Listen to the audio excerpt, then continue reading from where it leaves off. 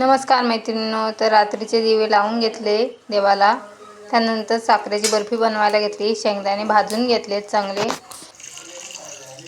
त्यानंतर अर्धा किलो साखर घेतला आहे. त्या साखरमध्ये आपल्याला एक बोट बुडेल इतपत पाणी घालायचं आहे आणि गॅसवर ठेवायचं आहे.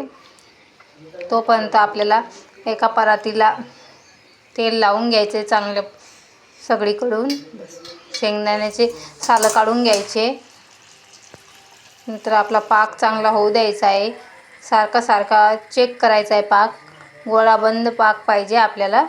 त्याची गोळी बनली पाहिजे. पाण्यामध्ये थोडंसं पाक टाकायचा आणि गोळा जोपर्यंत बनत नाही तोपर्यंत आपल्याला पाक शिजून घ्यायचा आहे. अशा पद्धतीने पाक शिजला पाहिजे चांगला.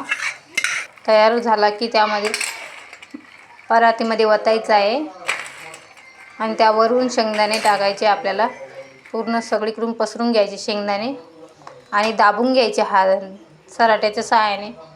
नंतर थंड झाल्यावर त्याच्या वड्या पडायच्या. गरम गरम असतानाच वड्या पडायच्या आणि नंतर त्या वेगवेगळ्या करायच्या. तयार आहे आपली शेंगदाणा बर्फी. त्यानंतर साधं वरण बनवून घेतलं आहे. चपात्या बनवल्यात. व्हिडिओ आवडल्यास नक्की लाईक करा, शेअर करा आणि सबस्क्राईब करा. थँक्यू.